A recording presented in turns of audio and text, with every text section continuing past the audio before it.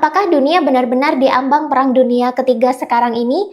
Sebenarnya kajian mengenai Perang Dunia Ketiga sudah banyak sekali ditulis oleh penulis-penulis terkenal dari Barat. Beberapa di antaranya ada David E. Sanger yang menulis buku New Cold War yang menyatakan bahwa Perang Dunia Ketiga akan pecah jika Rusia berkonflik dengan Ukraina, di mana nanti negara-negara Barat akan sibuk membantu Ukraina yang merupakan anggota NATO. Lalu ada Yuval Noah Harari yang menulis buku Sapiens yang memprediksi bahwa Perang Dunia Ketiga akan pecah jika perang Israel dan Palestina membesar. Lalu ada Elliot Ederman dan Admiral James Stavridis yang menulis buku yang berjudul 2034, di mana di buku itu diprediksi Perang Dunia Ketiga akan pecah jika China mencaplok Taiwan. Sehingga Amerika Serikat nantinya akan marah dan membalas gempuran China. Di buku lain yang berjudul The Iran-Israel Conflict Countdown to Crisis, malah disebutkan Perang Dunia Ketiga bisa pecah jika Iran dan Israel memuncak ketegangannya, melihat dua negara ini sama-sama punya senjata nuklir dan merupakan kekuatan yang cukup besar di Timur Tengah. Lalu ada juga sebuah buku fiksi yang berjudul Dragonfire yang justru mengatakan kalau Perang Dunia Ketiga bisa dimulai dari konflik India dan Pakistan. Ya, ini buku fiksi sih, tapi entah kenapa ini relate banget dengan kondisi India dan Pakistan sekarang. Versi awal mula pecahnya Perang Dunia Ketiga berbeda-beda, tapi lucunya semuanya sudah terjadi sekarang. Lalu apakah benar kita sekarang ini sedang diambang Perang Dunia Ketiga? Sebelum perang besar dimulai selalu diawali dengan krisis duluan yang melanda banyak negara di dunia. Kita sudah merasakan krisis itu terjadi sekarang, mulai dari perang tarif yang sempat heboh sampai melonjaknya harga emas secara tiba-tiba sebagai tanda ekonomi global yang tidak stabil. Lalu sekarang pelan-pelan Amerika Serikat mulai mundur sebagai negara polisi dunia. Ini berpotensi memicu pecahnya konflik-konflik sektoral antara negara-negara lain di Asia dan Afrika yang selama ini tertahan karena aktivitas militer Amerika yang kuat. Lalu apa yang harus kita lakukan untuk menghadapi kondisi krisis semacam ini? Berita baiknya ini adalah era di mana orang-orang spiritual justru selamat, sedangkan yang tidak punya kesadaran spiritual sama sekali justru berpotensi mengalami seleksi alam. Di saat-saat krisis, sekaligus masa senja peradaban barat ini, Indonesia juga berpotensi untuk mengambil kesempatan dalam kesempitan, sehingga nanti Indonesia bisa menjadi solusi perdamaian dan harmoni di tengah-tengah isu krisis dan konflik yang ada sekarang. Tapi tentu saja itu baru terjadi kalau Indonesia sudah banyak yang tercerahkan rakyatnya. Bagaimana bisa? Sebelum kita lanjutkan video ini, simak dulu informasi penting berikut ini. Buat kalian yang belum tahu akhir tahun mau kemana, yuk ikutan retreat 3 hari 2 malam di Lombok tanggal 26 sampai 28 Desember 2025. Di sini kalian gak cuma bisa liburan keliling Lombok untuk menikmati alam dan belajar eksotisnya budaya Lombok, tapi kalian juga bakalan dapat workshop bertema mengaktifkan kembali supernatural manusia Nusantara. Di sini kita akan bahas secara mendalam hubungan kebangkitan spiritual, penyembuhan, pencerahan, dan kemampuan-kemampuan super manusia dalam rangka mengembalikan kembali jati diri manusia Nusantara. Ini adalah workshop yang cocok kalian ikuti jika kalian sama-sama terpanggil untuk mewujudkan zaman kejayaan Nusantara kembali. Di workshop ini juga sudah dilengkapi dengan meditasi dan juga hipnoterapi yang disesuaikan dengan tema workshopnya. Yuk atur cuti sekarang juga dan daftar sekarang, karena slot untuk retreat ini sangat terbatas. Daftar saja dulu, mumpung tiketnya masih tersedia, karena retreat seperti ini belum tentu akan diadakan lagi. Untuk mendaftar, klik link yang ada di deskripsi video atau hubungi nomor WhatsApp yang ada di deskripsi di video ini. Buruan daftar sekarang, mumpung tiketnya masih tersedia.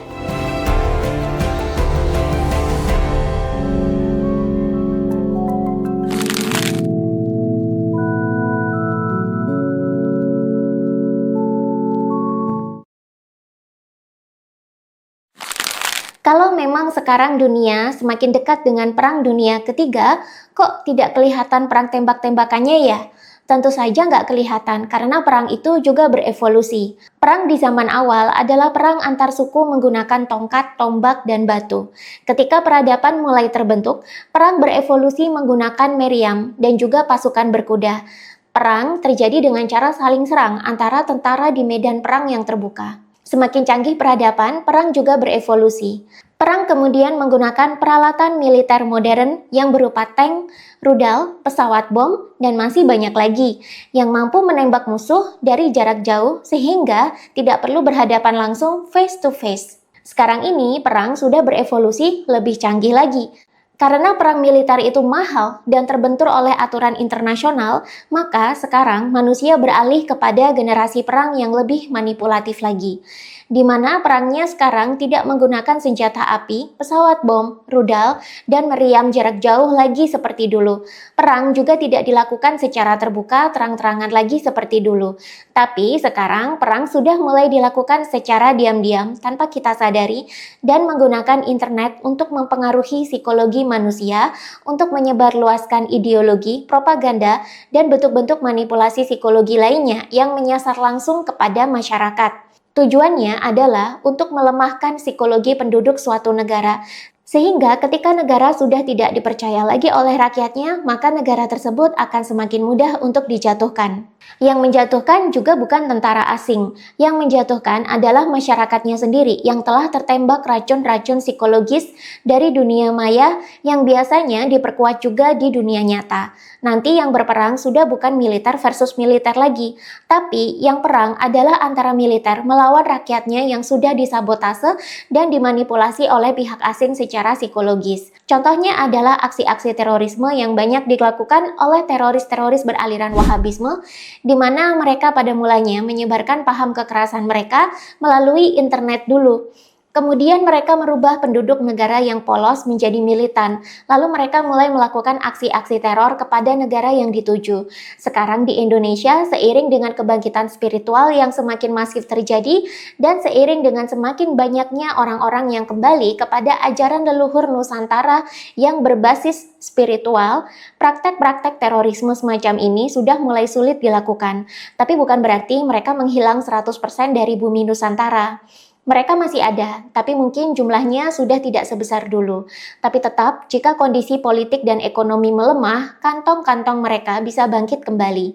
Bisa saja mereka nanti berganti proksi.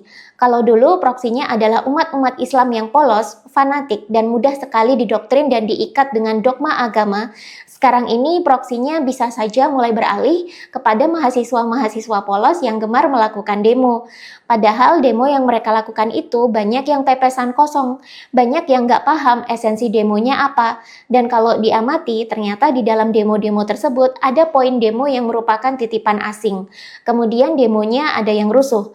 Yang rusuh ya mahasiswa sendiri atau provokator dalam demo-demo itu sendiri. Tapi kalau ditangkap, mereka akan playing victim, menyalahkan negara dengan alasan kebebasan berpendapat sedang dibungkam. Kalau dulu, waktu masih masif ajaran Wahabisme menyebar di Indonesia, setiap ada mujahidin yang tertangkap dalam perang di Timur Tengah, atau setiap ada umat Islam yang tertangkap karena rusuh saat demo di Indonesia, maka umat Islam ini akan marah-marah dan menganggap negara sedang mengkriminalisasi Islam atau mengkriminalisasi ulama. Ini juga merupakan teknik playing victim, salah satu manipulasi psikologis yang banyak digunakan dalam perang-perang proksi. Dulu yang jadi proksi adalah masyarakat agama yang fanatik. Sekarang proksi meluas ke mahasiswa yang haus validasi. Proksinya beda, tujuannya sama, yakni untuk memancing negara berperang secara militer dengan masyarakat sipil, sehingga citra negara jadi buruk di hadapan media. Lalu tercium oleh dunia internasional dan akhirnya berkembang menjadi tuduhan HAM. Lalu akhirnya negara diintervensi oleh dunia internasional. Ujung-ujungnya negara harus membuat kesepakatan damai dengan mujahidin atau mahasiswa dengan melepaskan negara yang sedang berkonflik untuk merdeka. Atau minimal menuruti tuntutan yang diajukan oleh kaum mujahidin atau mahasiswa. Ini adalah perang generasi terkini yang tanpa sadar sedang kita alami sekarang. Kita mungkin belum merasakan yang perang militernya, karena yang sekarang kita alami adalah perang psikologisnya duluan. Dalam perang generasi terbaru sebelum terjadi perang militer, selalu diawali dengan perang psikologis dulu. Baru setelah psikologis rakyat melemah, maka teror dilancarkan untuk memancing represi militer dari negara. Tanpa sadar, psikologi kita sedang diserang. Yang menjadi sasaran tembak paling utama adalah orang-orang dengan level kesadaran yang rendah. Orang dengan level kesadaran yang rendah sangat mudah sekali dikendalikan. Dalam buku Power versus Force yang ditulis oleh Dr. David Hawkins, ini juga dijelaskan bahwa orang-orang yang selalu ketakutan, terutama mereka-mereka yang ditakut-takuti oleh agama, mereka memiliki level kesadaran yang sangat rendah. Rasa ketakutan ini membuat manusia terjebak dalam survival mode melulu, sehingga manusia tidak bisa berpikir rasional. Yang mereka pikirkan adalah bagaimana mereka keluar dari ketakutan tersebut. Ini juga sama dengan mahasiswa. Di sini yang dimainkan adalah ego mereka karena adanya ketakutan tentang jati diri. Banyak anak muda yang belum menemukan jati dirinya, terutama mereka-mereka yang kurang ajak saat berkuliah, yang biasanya ini justru lebih sering berorganisasi atau berkegiatan di luar kuliah, ini sering sekali menjadi sasaran-sasaran politikus untuk berdemo. Sebenarnya berorganisasi itu tidak salah. Justru berorganisasi di zaman kuliah sangat dianjurkan untuk mengasah skill kepemimpinan.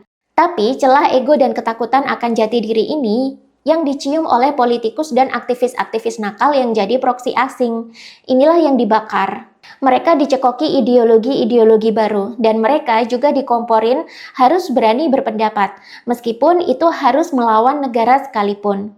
Dalam perang generasi keempat seperti di abad 21 ini, yang rawan kena adalah orang-orang dengan level kesadaran yang rendah, yang masih terbelenggu dalam ketakutan, baik ketakutan akan agama maupun ketakutan akan eksistensi diri. Tapi yang cenderung aman adalah orang-orang yang stabil secara mental, kejiwaan, dan spiritual. Nah, ini adalah masa di mana orang-orang yang terbangkitkan secara spiritual justru lebih selamat dan bahkan bisa ikut berkontribusi dalam membentuk zaman keemasan Nusantara. Bagaimana bisa? Kita lanjut di bab kedua.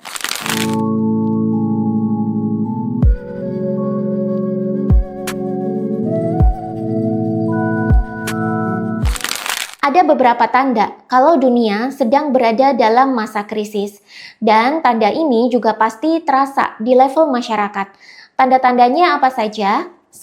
Kondisi ekonomi secara global sedang tidak pasti.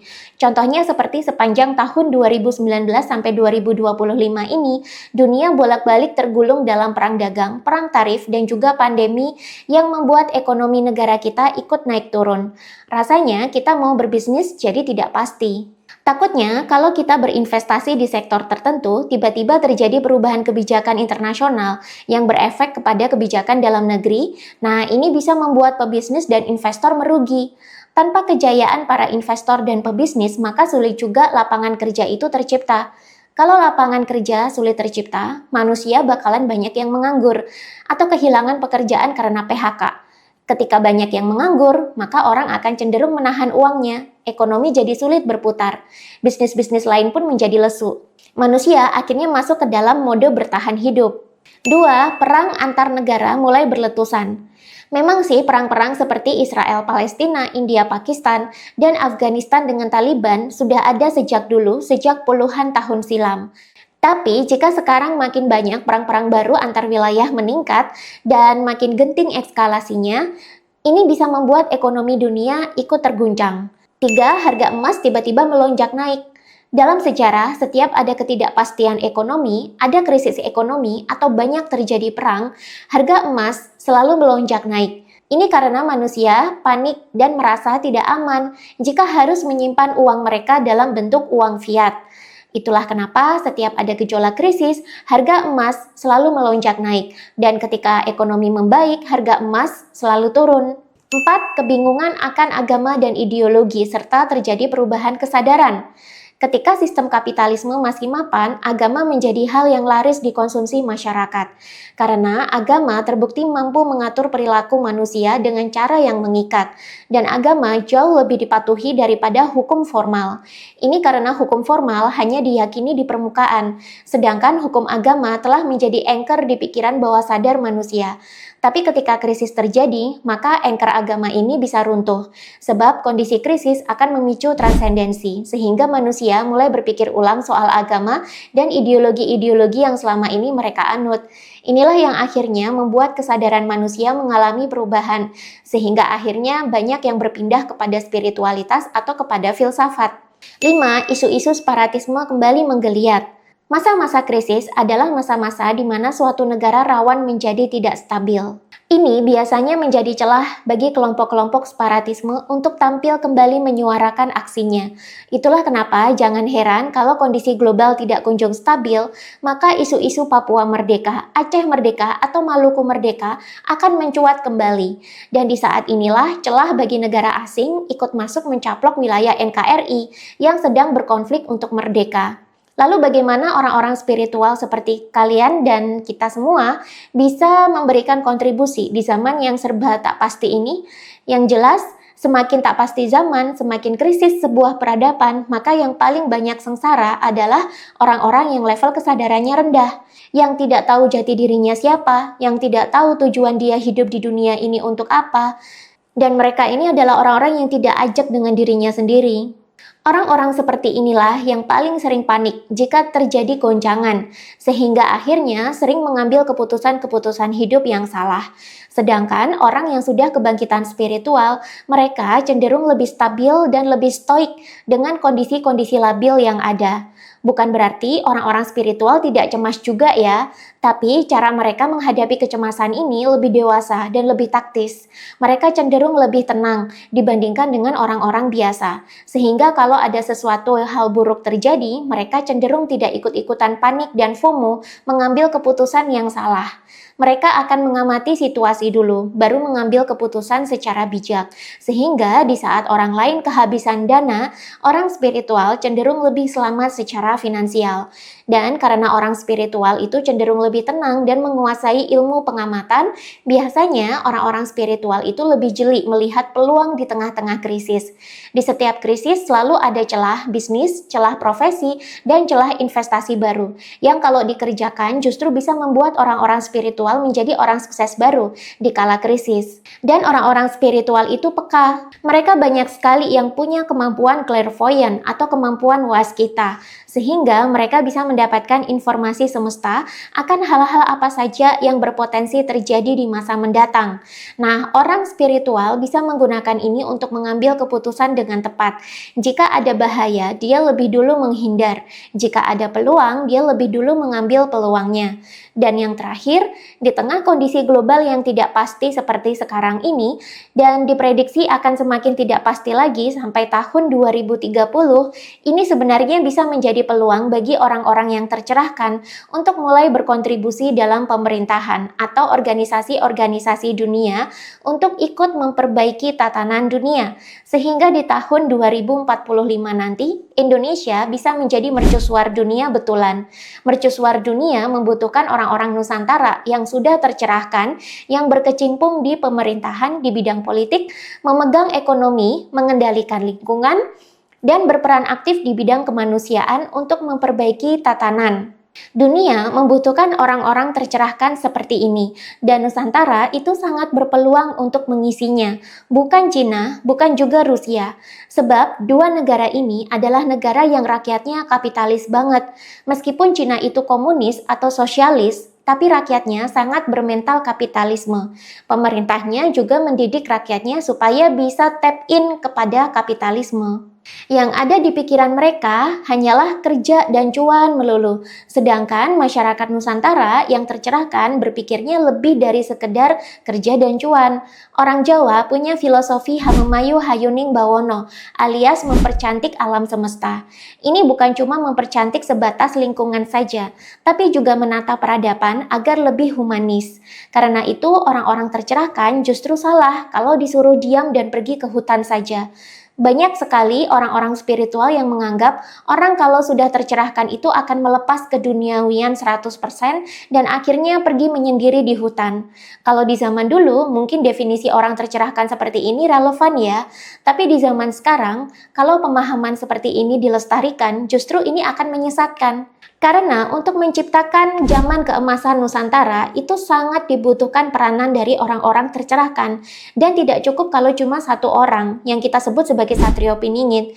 Ini dibutuhkan banyak sekali peran dari orang-orang tercerahkan untuk mengisi berbagai bidang di Nusantara. Jadi, buat kalian-kalian yang tercerahkan, jika kalian ada panggilan jiwa untuk masuk ke bidang pemerintahan, lakukan saja. Jika ada di antara kalian yang punya panggilan jiwa untuk menguasai ekonomi dan investasi, lakukan saja. Kalau ada yang memiliki panggilan untuk bekerja di ranah publik dan lingkungan untuk memperbaiki sistem, lakukan juga. Ambil peluang apapun yang ada di hadapan kalian, karena ini adalah saatnya bagi kalian yang terpanggil untuk melaksanakan misi jiwa kalian seutuhnya, demi menyambut zaman keemasan Nusantara selanjutnya. Jangan dengarkan ajaran-ajaran sesat yang berusaha menjatuhkan dan menghalangi langkah kalian dengan mengatakan, orang spiritual itu tidak butuh uang lagi, orang spiritual tidak butuh kerja lagi, orang spiritual tidak berbisnis lagi, orang spiritual tidak butuh dunia lagi. Jangan didengarkan, karena sejarah membuktikan justru orang-orang berpengaruh sepanjang sejarah bukanlah mereka yang menyepi ke hutan dan meninggalkan duniawi. Mereka justru menjadi pemimpin besar, menjadi nabi, menjadi rasul, menjadi ilmuwan besar, menjadi penemu, dan menjadi seniman besar. Mereka ini adalah golongan orang-orang yang tercerahkan. Orang tercerahkan tidak dilihat dari apakah dia sudah tinggal di hutan dan meninggalkan duniawi sepenuhnya. Orang tercerahkan adalah mereka-mereka yang melakukan hal yang besar dan memiliki pengaruh yang besar. Dan inilah yang dilakukan oleh para Satrio Piningit yang mulai bermunculan di 2025 ini. Jadi Satrio Piningit itu tidak hanya satu, tapi ada banyak. Dan sekarang inilah waktunya bagi kalian, para Satrio Piningit, untuk berkontribusi dan bersinar. Dan buat kalian-kalian yang sedang berproses dalam kebangkitan spiritual, teruskan saja proses penyembuhan dan pencarian jati diri kalian. Teruskan saja meditasinya. Teruskan saja pencarian ke dalam diri, karena dalam momen-momen krisis begini, kebangkitan spiritual sangat bisa menyelamatkan hidup kalian. Buat kalian yang penasaran untuk saya bahas seperti apa sih ciri-ciri Satrio Piningit yang pada bermunculan di tahun 2025 ini, silahkan komen lanjut. Dan kalau requestnya banyak, maka akan saya buatkan video selanjutnya. Buat kalian yang belum tahu akhir tahun mau kemana, yuk ikutan retreat 3 hari 2 malam di Lombok tanggal 26 sampai 28 Desember 2025. Di sini kalian gak cuma bisa liburan keliling Lombok untuk menikmati alam dan belajar eksotisnya budaya Lombok, tapi kalian juga bakalan dapat workshop bertema mengaktifkan kembali supernatural manusia Nusantara. Di sini kita akan bahas secara mendalam hubungan kebangkitan spiritual, penyembuhan, pencerahan, dan kemampuan-kemampuan super manusia dalam rangka mengembalikan kembali jati diri manusia Nusantara. Ini adalah workshop yang cocok kalian ikuti jika kalian sama-sama terpanggil untuk mewujudkan zaman kejayaan Nusantara kembali. Di workshop ini juga sudah dilengkapi dengan meditasi dan juga hipnoterapi yang disesuaikan dengan tema workshopnya. Yuk atur cuti sekarang juga dan daftar sekarang, karena slot untuk retreat ini sangat terbatas. Daftar saja dulu, mumpung tiketnya masih tersedia, karena retreat seperti ini belum tentu akan diadakan lagi. Untuk mendaftar, klik link yang ada di deskripsi video, atau hubungi nomor WhatsApp yang ada di deskripsi di video ini. Buruan daftar sekarang, mumpung tiketnya masih tersedia.